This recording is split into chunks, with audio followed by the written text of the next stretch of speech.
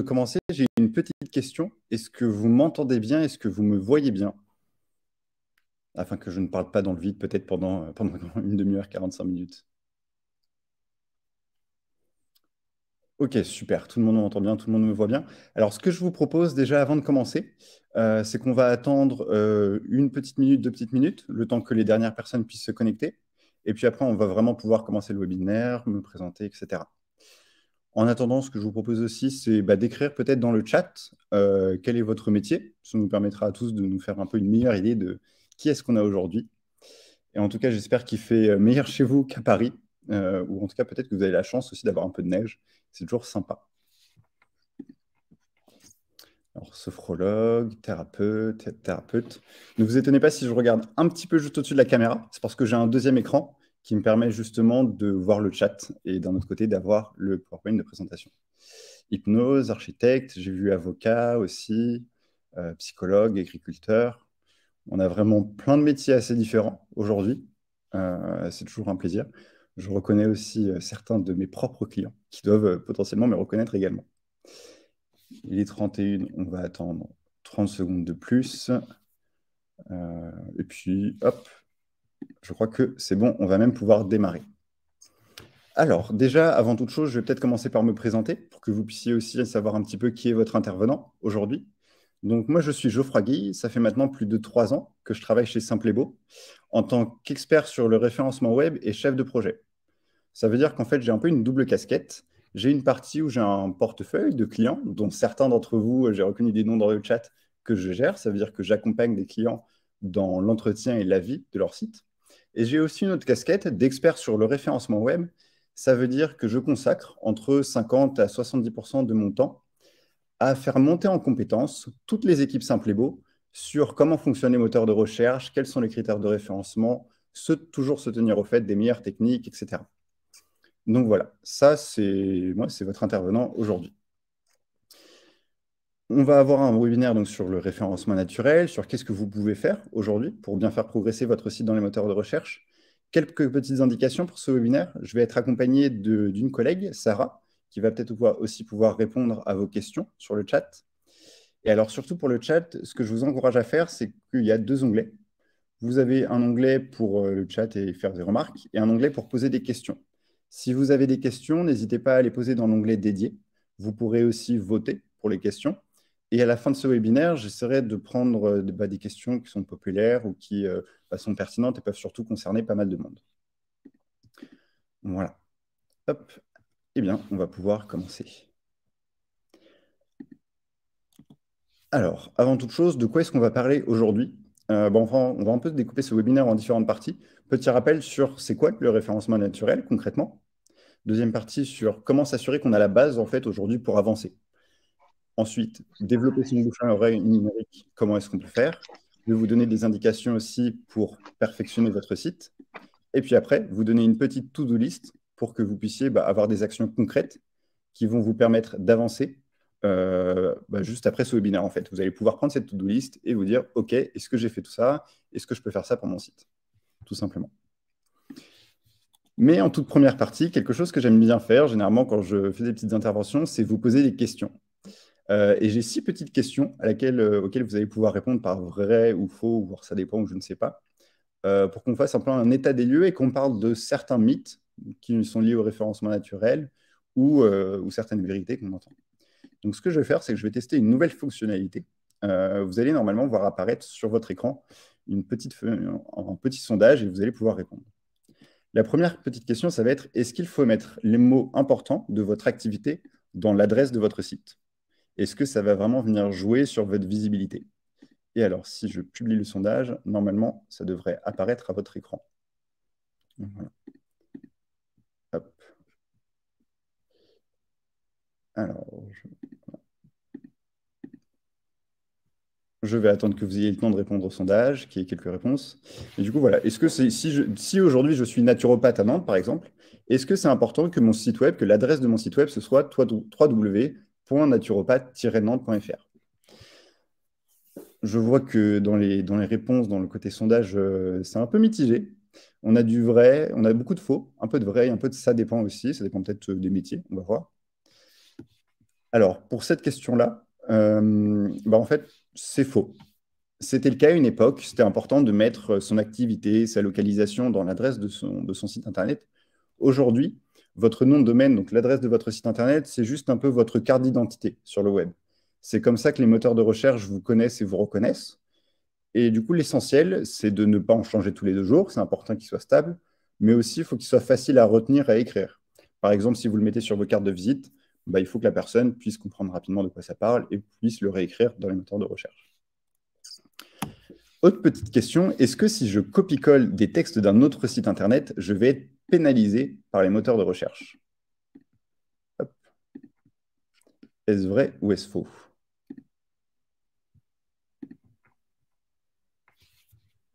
Alors là, on est beaucoup plus certain apparemment des réponses. On a plus de 80-79% de vrai. Ça change un petit peu là au fur et à mesure que les personnes répondent. Mais en tout cas, on a une énorme majorité pardon, de vrai. Eh bien, la réponse, je suis désolé, c'est faux. C'est un peu un des mythes du référencement naturel. En fait, si vous voulez, ce qui va se passer quand vous copiez-collez des textes d'un autre site Internet, c'est que Google va tout simplement mettre en avant le site qui a en premier publié ce contenu. Ça signifie que si votre site il est fait à 100% de copier-coller, en fait, votre site il ne sera jamais mis en avant. Mais en fait, vous n'allez pas être vraiment pénalisé par le moteur de recherche. Et c'est tout à fait possible de faire quand même un peu de copier-coller. Par exemple, si vous avez trouvé un texte super intéressant écrit par une autre personne sur un site internet, eh bien, vous avez tout à fait le droit de le citer, de mettre voilà, la source. Et en soi, c'est du copier-coller, c'est un texte qui est déjà présent autre part. Mais si le reste de votre page, le reste de votre contenu est original et bien intéressant, dans ce cas-là, il n'y aura pas de souci, vous allez pouvoir être bien visible. Troisième petite question, est-ce que aujourd'hui, avoir un site rapide est indispensable pour être bien référencé? Je laisse quelques instants pour répondre à la question.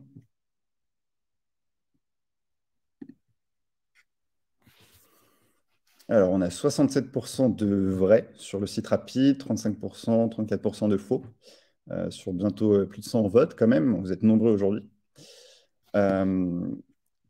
Eh bien là-dessus, je suis désolé, c'est encore un faux. Avoir un site rapide, ce n'est pas indispensable pour être bien référencé. En fait, le temps de chargement, on en entend souvent parler, surtout quand on fait mon métier sur la création de sites Internet. Ça revient très souvent, on parle tout le temps de temps de chargement. La vitesse de votre site, ce n'est pas un critère important aujourd'hui aux yeux des moteurs de recherche. Jusqu'à il y a 1 an et demi, même, ce n'était pas du tout un critère de référencement. Aujourd'hui, Google l'a fait rentrer un petit peu justement par contre dans ses critères. Et en fait, il va s'intéresser à la vitesse de chargement de votre site Internet uniquement généralement quand il n'arrive pas à départager 2 sites de qualité équivalente. Dans ce cas-là, il va regarder un peu plus les réglages techniques, certains éléments, ce genre de choses. Mais ce n'est pas indispensable pour être bien référencé. Par contre, c'est vrai que le temps de chargement, c'est quand même super important pour vos visiteurs, parce que si ils mettent plus de 10 secondes à charger la page, je pense que vous, comme moi, on est pareil, on va quitter le site immédiatement. Mais voilà, ce n'est pas indispensable pour être bien référencé aujourd'hui. Nouvelle petite question, alors celle-là, je vais vous la définir. Le taux de rebond n'impacte pas le référencement. Le taux de rebond, c'est quoi? C'est le pourcentage des gens qui viennent sur votre site et qui le quittent après avoir vu une seule page. Donc cette question, qu'est-ce qu'elle veut dire? Elle veut dire, est-ce que c'est important que les gens naviguent beaucoup sur mon site ou est-ce que je vais être pénalisé par Google si les gens ont tendance à quitter mon site après avoir vu une seule page? Je vais vous publier le sondage. Hop, juste un instant. Voilà. Alors ce sondage, je suis désolé, il apparaît peut-être uniquement dans l'onglet sondage, mais vous devriez pouvoir quand même y répondre. Il n'y a peut-être pas la fenêtre. Hop. Alors, voilà. Donc, normalement, vous avez l'onglet sondage en bas à droite. Vous pouvez cliquer dessus pour accéder aux résultats des sondages et aux différents sondages. Hop. Alors, je regarde un peu les réponses. C'est assez équivalent. Vrai, faux. On est sur 45% de vrai, 56% de faux. Eh bien, la réponse, c'est qu'en effet, ça n'impacte pas votre référencement, ça n'impacte pas votre visibilité. Si les gens quittent souvent votre site après avoir vu une seule page, Google ne va pas vous pénaliser pour ça. Tout simplement parce qu'en fait, c'est une donnée qui est trop facile à manipuler. Si demain, je crée un nouveau site d'un plombier à Vannes, par exemple. c'est trop facile pour moi de payer 1000 visites de robots qui vont aller voir toutes les pages, passer 10 minutes sur chaque page, lire tout le contenu, etc. C'est très facile à manipuler. Et tous les critères qui sont faciles à manipuler, bah, Google ne les prend pas en compte comme des indices de qualité ou autre d'un site. Donc, c'est pas grave si les gens ont tendance à quitter votre site après avoir vu une seule page. Par contre, si vraiment ils le font très souvent, ça veut peut-être dire qu'ils ne trouvent pas l'information qu'ils voulaient chercher. Nouvelle petite question, est-ce que la description de votre site qui apparaît dans les moteurs de recherche impacte votre position? La description, en fait, c'est tout simplement, vous savez, quand vous faites une recherche, par exemple, vous tapez naturopathe, Vannes, plombier Paris, eh bien, vous avez une liste de sites qui apparaissent avec un titre qui est généralement bleu et une petite description. Est-ce que cette description va venir impacter vraiment votre visibilité et votre positionnement? Alors là, pareil, je vais publier le sondage. Hop.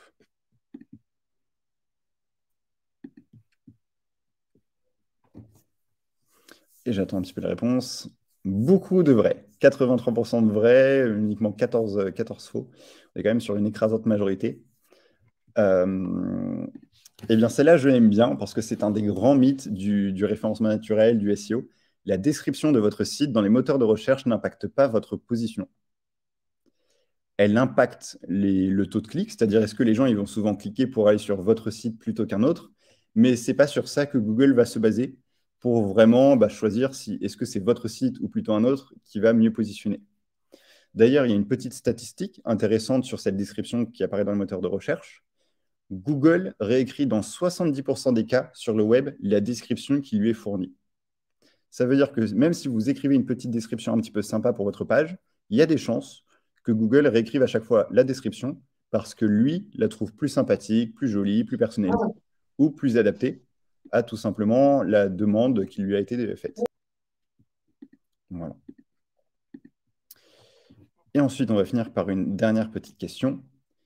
Est-ce que les mots-clés d'un blog ont un... Enfin, pardon, les mots-clés d'un blog n'ont pas d'impact sur le référencement, pas d'impact SEO? Ça, je prends un exemple très concret. Aujourd'hui, souvent, quand on va sur un site, on a des articles de blog. Et à la fin de cet article, il y a plein de petits mots-clés. Hashtag création de site web, hashtag référencement, hashtag... voilà.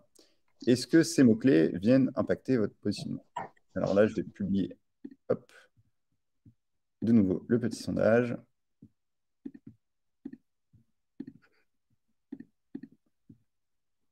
Et je vais voir un petit peu les réponses qui arrivent. 65% de vrai, 36% de, pardon, 66% de faux, 33% de vrai. Et bien là, vous avez pour la plupart raison, complètement. La balise un peu mot-clé d'un blog, ça n'a pas d'impact sur votre visibilité. C'était le cas à une époque. C'était le cas dans les années 2000, quand Google, son algorithme n'était pas encore super travaillé, etc. Aujourd'hui, c'est plus du tout le cas. Il faut vraiment se dire que Google est devenu suffisamment intelligent, suffisamment pertinent pour pouvoir comprendre votre site, comprendre votre texte, de quoi il parle, et décider est-ce que ce contenu est plus intéressant que le texte qui a été rédigé par quelqu'un d'autre sur un autre site Internet. Donc voilà, ça c'était des petites questions sur des mythes ou des affirmations fréquentes qu'on entend sur le référencement. Et je trouve que c'est important souvent de commencer par ça. J'espère que vous me pardonnerez, je prends un petit verre d'eau pour ma voix. Ensuite, du coup, on va pouvoir vraiment rentrer un peu plus dans le concret. Déjà, concrètement, c'est quoi le référencement, qu'on appelle aussi le SEO? Vous m'entendrez souvent dire ça. Eh bien, le référencement naturel, c'est tout simplement toutes les techniques qui vont pouvoir être mises en place pour optimiser votre positionnement sur les moteurs de recherche, pour faire en sorte que ce soit vous, votre site, qui ressorte dans les premières positions quand on tape couvreur, Vannes, naturopathe, Nantes, avocat, Paris, tout ça. Donc vraiment, le référencement naturel ou le SEO, c'est tout ce qu'on va pouvoir mettre en place pour optimiser ça. Et là-dessus, il y a plusieurs choses. Moi, j'aime bien comparer ça à un marathon. C'est-à-dire que le référencement naturel, c'est comme un marathon, on agit sur le long terme face à des concurrents. Et là, j'ai même quelque chose à vous dire là-dessus, c'est qu'il y a peut-être des concurrents qui ont triché, en quelque sorte, c'est-à-dire qu'ils sont partis avant vous. Parce que vous, si vous avez lancé votre site il y a 6 mois et que votre concurrent, lui, il s'est lancé depuis 2 ans, 3 ans, 4 ans, 5 ans, 6 ans, il a de l'avance sur vous. Donc, il a un petit peu triché dans le marathon, il est parti avant. Et en fait, pour réussir votre marathon, il y a 3 branches, 3 critères principaux qui vont venir impacter votre visibilité, votre positionnement. Le premier critère, ça va être est-ce que vous avez un bon matériel de sport, c'est-à-dire est-ce que vous avez un site web qui est techniquement bien optimisé? Est-ce que le code du site internet est propre? Est-ce que Google arrive bien à lire? Ça, vous n'avez rien à faire dessus, c'est Simplebo qui s'en occupe. Mais voilà, c'est déjà la première brique. Mais aujourd'hui, en fait, avoir un site web qui est bien optimisé techniquement parlant, c'est un peu juste comme payer votre ticket d'entrée au marathon. C'est pas ça qui va faire la différence. Parce qu'il y a beaucoup de gens aujourd'hui qui sont capables de faire des sites bien optimisés. Le deuxième critère qu'il va y avoir, ça va être la préparation de votre marathon et est-ce que vous vous hydratez régulièrement pendant votre course. Ça, concrètement, pour le référencement, ça veut dire est-ce que vous avez des pages qui sont suffisamment complètes et riches en termes de contenu sur votre site internet? Et est-ce que votre site est régulièrement mis à jour? Est-ce que vous vous hydratez régulièrement? C'est assez normal, si vous abandonnez votre site et que votre site n'a pas du tout changé pendant 4 ans, 2 ans ou autre, bah forcément, Google ou les visiteurs vont penser qu'il n'est plus à jour et il va descendre. Et enfin, il y a un troisième critère qui va venir impacter sur votre visibilité dans les moteurs de recherche.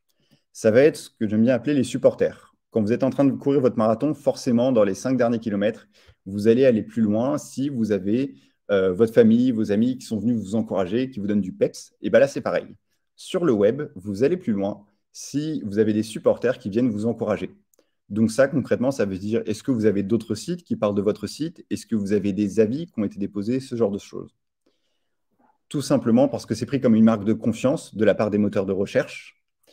Et du coup, ils ont tendance à vous accorder plus de crédibilité. Donc voilà, le référencement naturel, c'est vraiment comme un marathon avec 3 dimensions principales qui vont venir impacter votre positionnement, la technique, le contenu et ce que j'aime bien appeler le bouche à oreille numérique.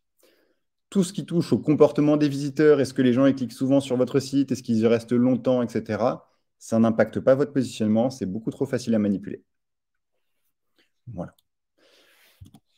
Ensuite, du coup, si aujourd'hui vous avez tous des sites qui sont en ligne normalement depuis plus de 6 mois, bon, il y a peut-être certains participants qui sont là depuis un peu moins longtemps que 6 mois, mais normalement vous avez tous des sites qui sont en ligne depuis un moment. Et quand je travaille avec des clients et qu'on revoit un petit peu leur site, qui reviennent, etc., il y a des étapes qu'il faut faire pour être sûr qu'on veut bien optimiser sa visibilité. La première, ça va être de s'assurer qu'on a la base pour bien avancer, qu'on n'a pas oublié des choses, qu'il n'y a pas des choses qu'on a besoin de mettre à jour, etc. Donc, s'assurer qu'on a la base pour avancer, il y a un peu deux choses principales. La première, c'est que sur votre site, il vous faut des bonnes pages, il vous faut du bon contenu. Et il vous faut surtout une page qui est dédiée à chacune de vos expertises. Je vais prendre un exemple très concret. Imaginons que demain, je me reconvertisse en plombier à Paris. Pourquoi pas? Eh bien, dans ce cas-là, je propose du dépannage, je propose de la rénovation de salle de bain et peut-être que je propose aussi du débouchage de canalisation. Eh bien, je vais faire une page dédiée à chacun de ces éléments, je ne vais pas tout mélanger. Google, son but, c'est vraiment important de comprendre qu'il cherche toujours à apporter la réponse la plus pertinente possible à la question qu'on lui pose. Si vous avez compris ça, vous avez compris énormément de choses sur la manière dont fonctionne Google. Et en fait, quand on lui pose une question, par exemple, quelqu'un va taper débouchage de canalisation Paris, s'il a le choix entre présenter deux sites, un qui a une page un petit peu fourre-tout, qui mélange toutes les expertises, et un autre site qui a une page dédiée à cette pratique-là, bah forcément, il va préférer mettre en avant la deuxième page qui est vraiment dédiée, enfin le deuxième site. Donc voilà, ça c'est une idée qu'à garder en tête, c'est qu'il vous faut une page par expertise ou par requête, par domaine sur lequel vous voulez vous rendre visible, vous référencer. Et après, il y a des choses qu'il faut faire et des choses qu'il ne faut pas faire. Ça, c'est important. Dans les choses qu'il faut faire, on retrouve le fait d'utiliser tout le vocabulaire de votre métier et de votre localisation potentiellement aussi. Euh, Ça veut dire que si je suis naturopathe, je vais parler des domaines d'application, de la naturopathie, du déroulement d'une séance. Je vais essayer de mettre en avant aussi un petit peu mon parcours, des témoignages. Enfin voilà, je vais vraiment utiliser tout ce qui est rattaché à mon métier. Je vais aussi chercher à avoir sur chacune de ces pages que j'ai créées un texte qui est vraiment suffisamment bien structuré et complet. Google, c'est ce que je vous disais tout à l'heure, Google il cherche toujours à apporter la réponse la plus pertinente possible. Si sur ma page, je n'ai écrit que 3 mots, ce n'est pas possible que Google à la fois comprenne de quoi je parle et ce n'est pas possible aussi qu'il considère 3 mots comme une réponse pertinente. Je caricature un petit peu, mais c'est quand même l'idée. Donc, il vous faut un texte suffisamment bien structuré et complet. Je vais revenir un petit peu après sur ce qu'est un texte bien structuré. Ensuite, il y a quelques bonnes pratiques aussi. N'hésitez pas à avoir quelques mots en gras qui vont permettre de guider à la fois les moteurs de recherche et la lecture des visiteurs. C'est toujours bien.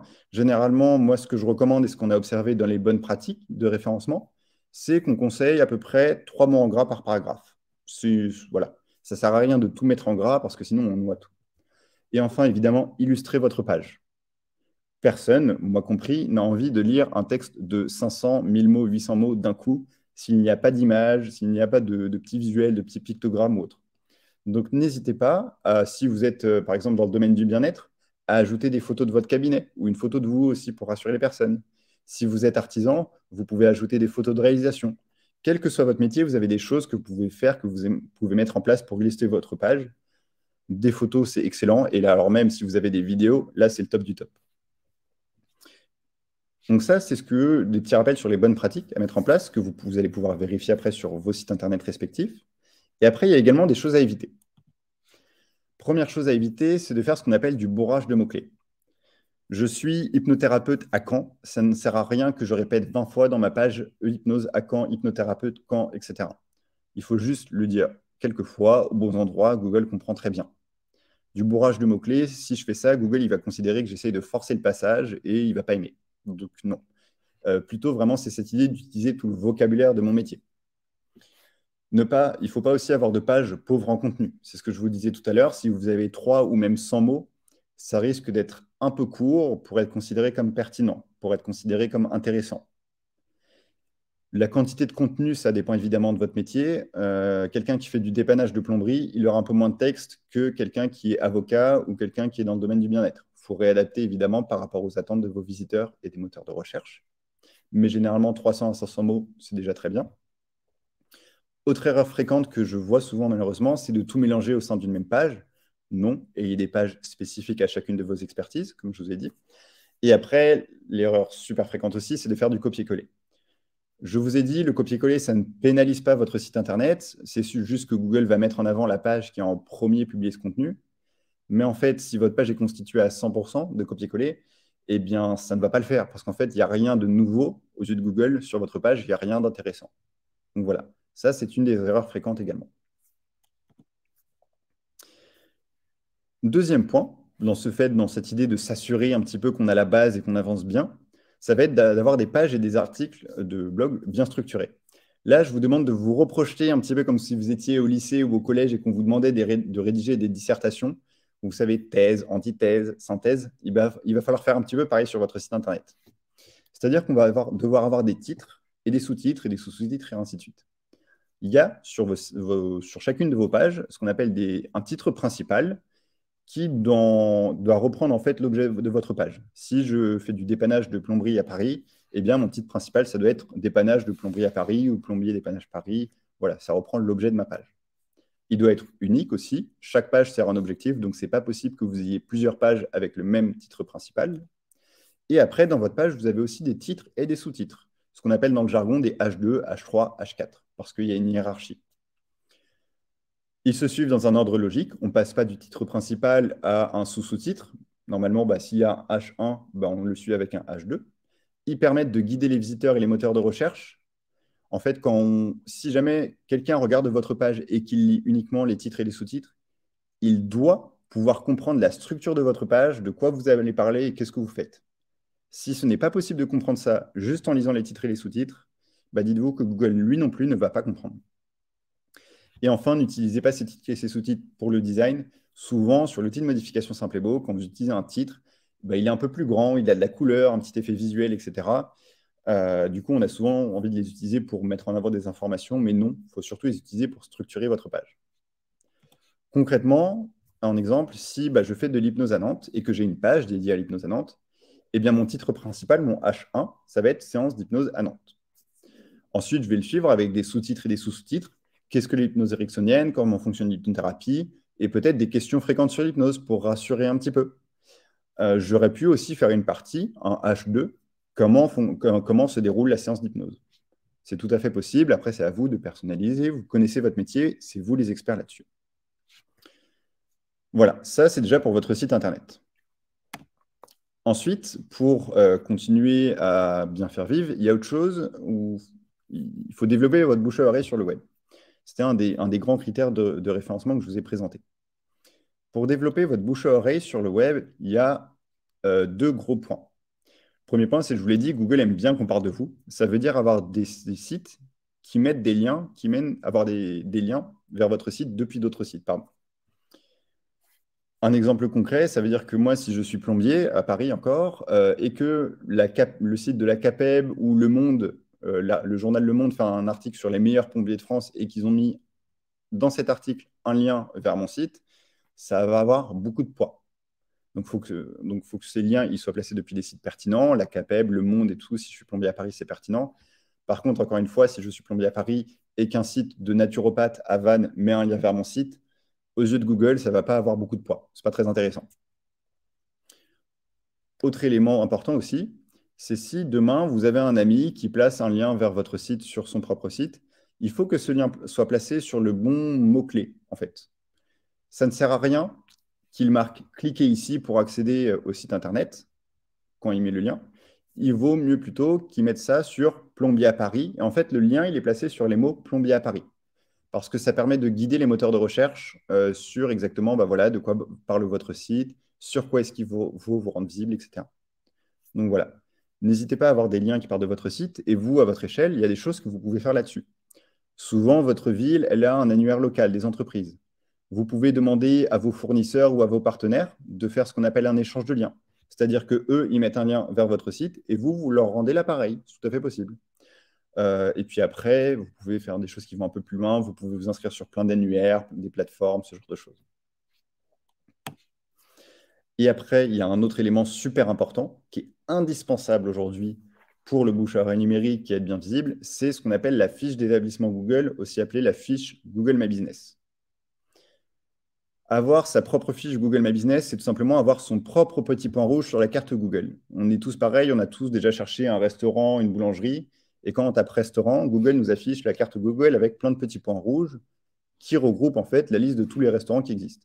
Avoir sa propre fiche d'établissement Google, c'est tout simplement avoir son propre petit point rouge. Et bien évidemment, Google, il est bien présent qu'on soit présent sur ces outils. Pour optimiser aussi votre fiche d'établissement, qu'elle ressorte bien parce qu'aujourd'hui, elle prend beaucoup de place dans les moteurs de recherche. Je vais prendre un exemple très concret. Si je tape naturopathe Vannes, hop, voilà. Eh bien, avoir sa propre fiche Google My Business, c'est avoir son propre petit pain rouge.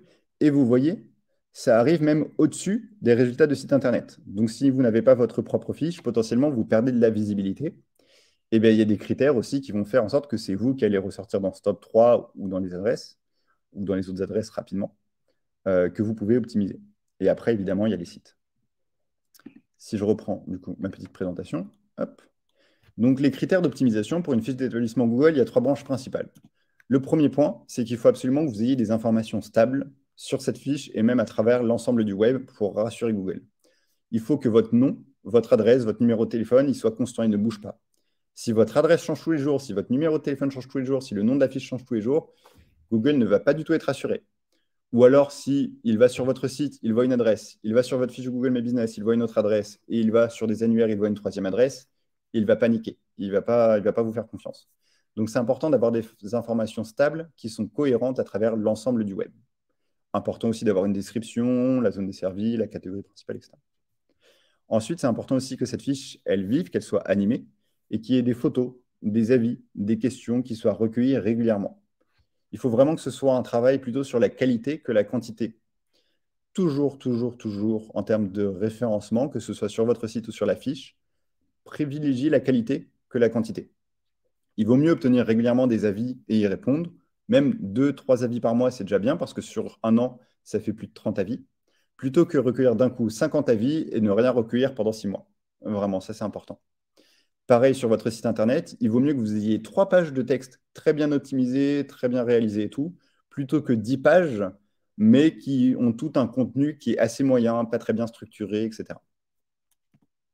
Et enfin, il y a ce que j'appelle les petits plus sur une fiche d'établissement Google. Ça va être le nombre total d'avis, la note moyenne, les services en ligne. Tout ça, ça se travaille vraiment plutôt sur le long terme.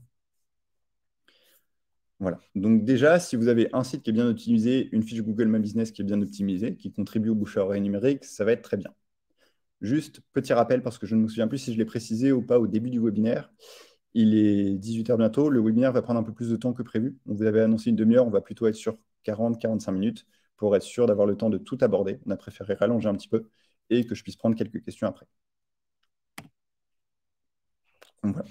Donc, une fois que vous êtes assuré que vous avez la base sur tous les éléments, vous avez des pages bien structurées, vous avez une page dédiée par requête sur laquelle vous voulez rendre visible, vous avez une fiche Google My Business avec les bonnes informations, les horaires qui sont indiqués, etc., vous allez pouvoir mettre en place des étapes supplémentaires. La première étape, ça va être d'aller perfectionner un peu votre site pour vos visiteurs. Et pour ça, il y a une chose qui est super important de retenir et que je vous demande de faire. C'est tout simplement projetez-vous. Imaginez ce qui préoccupe vos visiteurs, mettez-vous à leur place, mettez-vous dans leur tête et essayez de lister toutes les préoccupations, tous les éléments qui peuvent les rassurer. Je reprends mon exemple de demain, je me reconvertis en tant que plombier à Paris. Ce qui va venir rassurer les personnes, ce qui vont rechercher un petit peu, même inconsciemment, ça va être est-ce que je fais du dépannage? Quels sont mes tarifs? Quels sont mes délais d'intervention? Est-ce que le devis, je le donne avant les travaux ou après? Est-ce que ça évite les mauvaises surprises? Est-ce que les tarifs sont indiqués en clair sur le site? Est-ce que je rassure avec des avis que j'ai mis en avant sur mon site internet? Est-ce que j'ai bien détaillé mon intervention? Enfin mon processus d'intervention?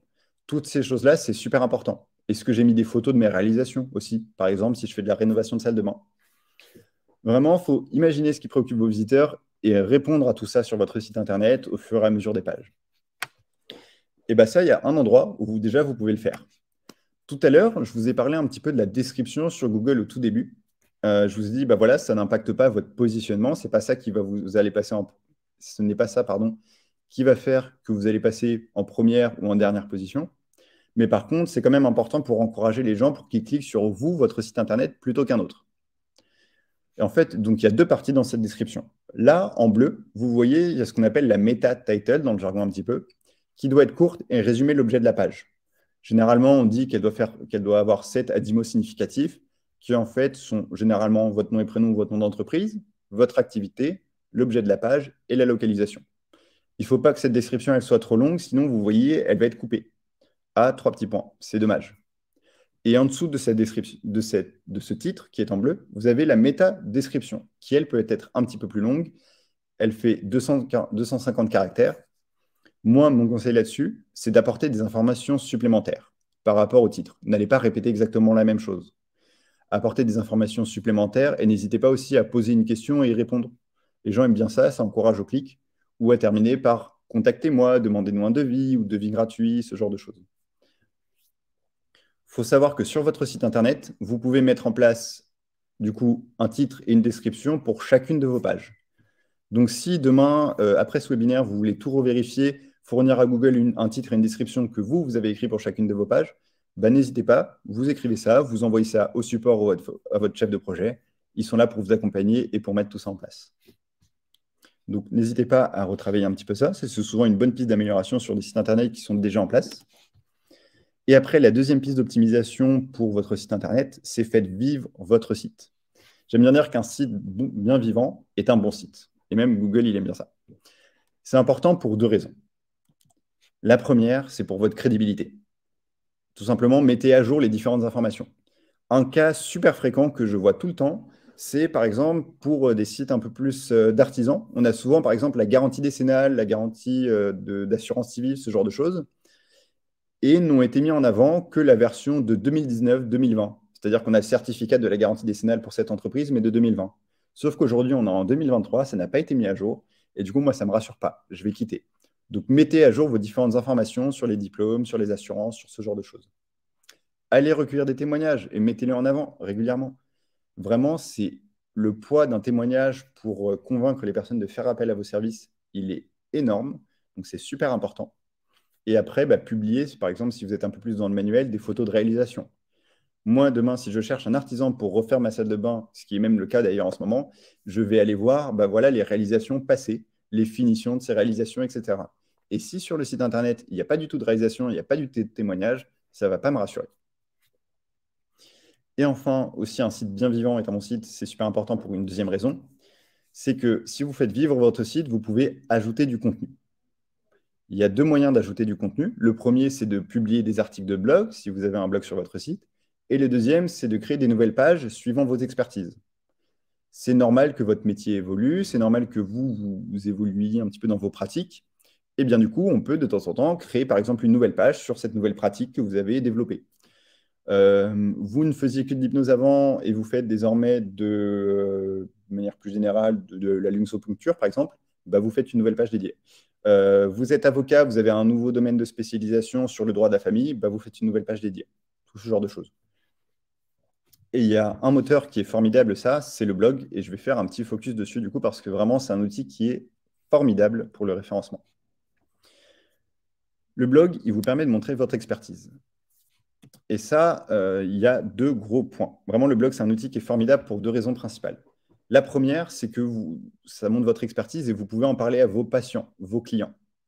Vous êtes dans le domaine du bien-être, vous êtes kiné, eh bien, vous pouvez dire à votre client, bah, n'hésitez pas à aller voir mon site, j'ai mis des articles qui donnent des conseils supplémentaires, il y a des vidéos, etc. Comme ça, il peut regarder entre deux séances. Le blog, il vous permet aussi d'animer le site et de montrer à Google que votre site, il est vivant. Et ça a une utilité assez formidable parce qu'en fait, tout votre site, de manière générale, va avoir tendance à mieux remonter. Donc vraiment, de manière générale, vous gagnez en crédibilité. Ça, c'est quand même déjà un point qui est formidable. Et le deuxième point du blog, et ce qui en fait un outil aussi formidable que ça, c'est qu'un article de blog, ça permet de vous référencer, de vous rendre visible sur de nouveaux mots-clés, de nouvelles requêtes, et donc d'avoir plus de visibilité. En fait, quand sur votre site, vous avez des pages qui sont dédiées à vos expertises, ça vous permet de vous rendre visible du coup sur ces expertises. Eh bien, si vous faites un article de blog sur une autre problématique, un problème un peu plus spécifique, et que vous suivez toujours les conseils de rédaction, c'est-à-dire 500 mots minimum pour un article de blog, des titres, des sous-titres, que vous répondez vraiment à une question qui peut être posée par les personnes sur les moteurs de recherche, eh bien, cet article, il va être visible sur les moteurs de recherche, et du coup, potentiellement, des gens vont arriver dessus, vont voir que vous proposez des réponses, que vous proposez un accompagnement, et chercher à faire appel à vous. J'ai un exemple concret. Par exemple, on a une cliente qui a écrit sur son blog sur le syndrome de, j'ai très peur de mal le prononcer, je suis désolé si je le prononce mal, le syndrome de Murch-Rothman. On va dire que c'est comme ça.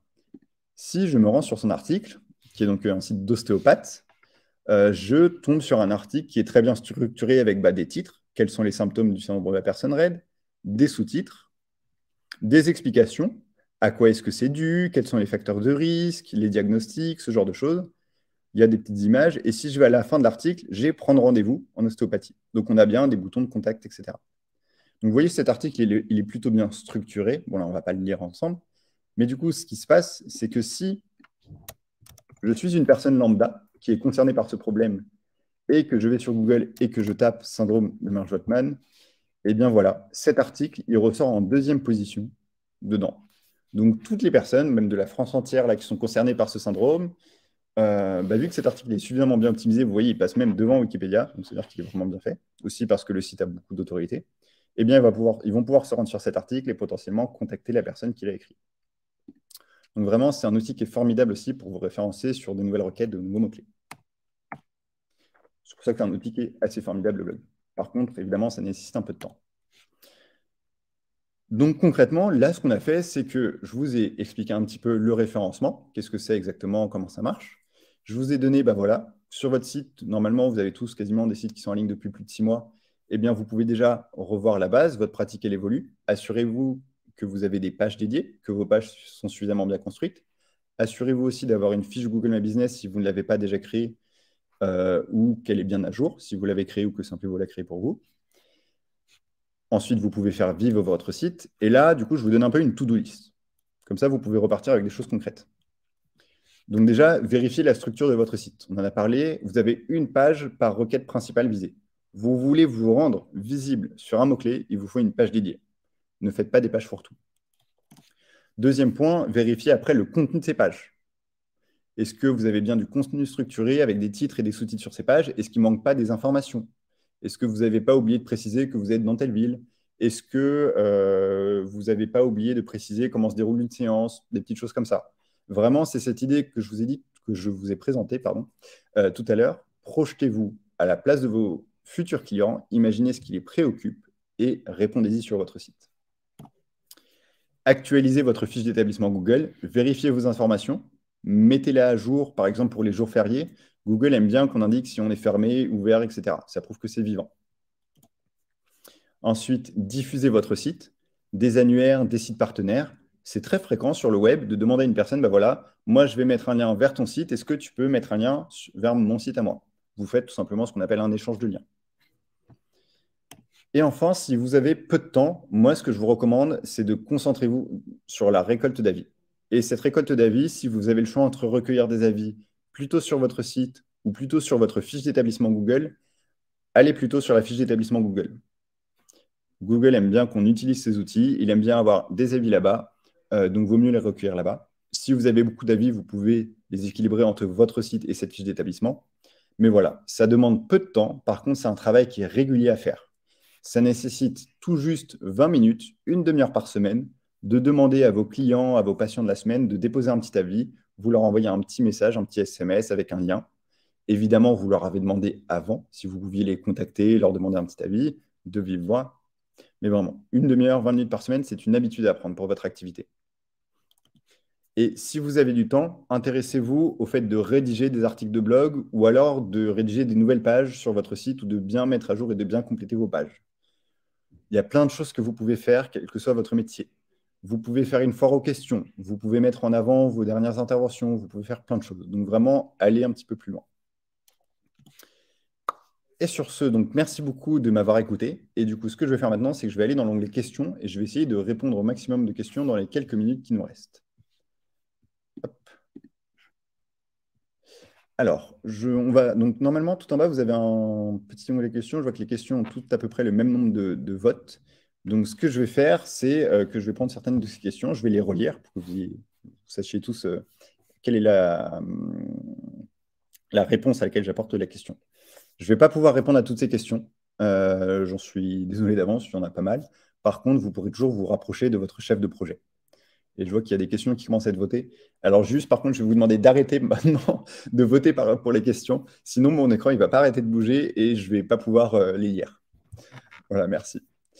Sabrina Guillard. Est-ce que Simple et Beau vérifie régulièrement que nos sites sont optimisés pour le référencement Google? Tout à fait. Simple et Beau, si on a développé notre propre technologie, notre propre outil, c'est pour avoir plus de liberté sur toutes ces optimisations autour du référencement Google et pouvoir faire plein de choses autour. Donc, par exemple, alors de votre côté, c'est peut-être un peu plus transparent, mais on a, par exemple, récemment publié une mise à jour sur des critères assez techniques autour de ce qu'on appelle les données structurées. Quelques mois avant, on a publié une grosse mise à jour sur tous nos sites et sur toute notre technologie, sur le temps de chargement de nos pages. Donc, il y a plein de choses qu'on fait régulièrement, sur lesquelles on va essayer de mieux communiquer d'ailleurs à l'avenir. Et concernant d'autres critères, par exemple un peu plus autour du contenu, etc., là, il y a plusieurs choses. Votre chef de projet, déjà, il est là pour vous accompagner. Il ne faut pas hésiter à le solliciter. Et aujourd'hui, il y a différentes offres avec différentes vocations, différentes possibilités. Avec, par exemple, une offre plus poussée sur le référencement qui comprend un audit tous les 6 mois. Donc, il y a plein de choses qui peuvent être mises en place. Et en tout cas, on vérifie régulièrement que notre technologie est optimisée. Ça, c'est notre gros point fort aujourd'hui. On est très doué là-dessus. En termes de, par exemple, de temps de chargement, on est au-dessus de plein d'autres outils, WordPress, Wix, etc. On est très bien là-dessus. Sophie Guerriero, pardon, j'ai eu peur le mal à me prononcer. Est-ce qu'il faut insérer des images aussi dans des articles de blog? Oui, c'est toujours bien d'illustrer ces propos, que ce soit sur vos pages, que ce soit sur les articles de blog ou autres. Personne, malheureusement, n'a envie de lire 800 mots d'un coup. Il faut un petit peu aérer son texte. Alors, et je vois d'ailleurs que ma collègue, vous avez déjà répondu. Je vais essayer de prendre des questions qui n'ont pas encore eu de réponse. Catherine Marshall, c'est sur la fiche Google que nous devons mettre la meta title. Alors là, je vais vous repartager un petit peu mon écran. Pas tout à fait. Hop. Alors, donc ce que j'appelle la title et la description, c'est ça. C'est ce qu'on a, donc ce qui apparaît dans les moteurs de recherche quand on fait une recherche. Il y a un titre et une description par page qu'on peut fournir à Google. On peut lui dire, voilà, c'est ça qu'on a envie de faire apparaître. Et par contre, la fiche Google, ce qui apparaît quand je tape Simple et Beau, cette fiche Google qui est là, elle n'a pas tout à fait de vraie description qui apparaît directement.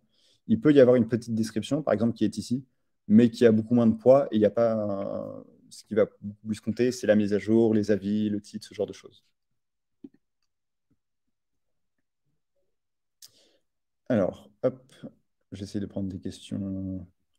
Les liens des sites amis, pas clairs. Où les placer? Donc, une question de Régine Autobrini. Donc, où est-ce qu'il faut placer les liens qu'on met vers d'autres sites? Comment est-ce qu'on demande, etc. Eh bien, en fait, par exemple, aujourd'hui, vous êtes dans le domaine du bien-être. Vous pouvez tout à fait construire une page sur votre site ou une section où il y a marqué lien utile ou les ressources que je recommande. Et vous mettez, par exemple, des liens vers d'autres praticiens du bien-être qui accompagnent sur des domaines que vous ne faites pas. Par exemple, vous accompagnez uniquement pour des questions de stress au travail et pas pour d'arrêt du tabac. Peut-être que vous connaissez quelqu'un qui accompagne pour l'arrêt du tabac. Donc, sur votre site, vous la mettez en avant et vous demandez à cette personne sur son site d'avoir peut-être un petit espace aussi partenaire où les personnes qu'on recommande et elle met le lien. Tout simplement. Pareil, si vous êtes artisan, bah, vous avez des fournisseurs. Ils peuvent mettre un lien vers votre site et vous pouvez parler de ces fournisseurs-là et les mettre en avant. Je vois qu'il y a eu beaucoup de réponses de la part de mes collègues directement sur le chat. Sylvie Saorin, ou Saorine, j'espère que je le prononce bien, désolé. Qu'est-ce que vous appelez un site rapide? Alors généralement, ce qu'on appelle un site rapide, c'est un site bah, voilà, qui charge rapidement quand on va sur le site, que ce soit sur ordinateur ou sur mobile. Tout simplement parce que si vous allez sur une page et que la page met plus de généralement 2 secondes et demie, 3 secondes à être affichée, bah, vous allez quitter. Donc, vous allez revenir en arrière, vous allez choisir un autre site. Évidemment, ça dépend de votre connexion, de votre moyen, etc. Et je vais m'arrêter là pour les questions, sachant que vous allez recevoir le replay du webinaire dès qu'il sera terminé. Et dans les prochains jours, vous allez aussi recevoir un mail récapitulatif de ce webinaire avec les conseils principaux à appliquer, un petit récap, la to-do list, et vous allez pouvoir mettre tout ça en place. Pour vous accompagner, vraiment, il y a l'accompagnement Simple et Beau, on est là pour ça. Vous avez des webinaires, vous avez le support Simple et Beau, qui est là par chat sur l'outil de modification et par email. Vous envoyez un petit mail, support@simplebeau.fr. Ils sont là pour vous accompagner sur tous les sujets de modification de votre site Internet. Vous avez tous un chef de projet qui est là pour vous accompagner un peu plus sur les enjeux stratégiques, référencement, design, refonte de site Internet, et que vous pouvez solliciter pour ces problématiques qui nécessitent un peu plus de recul.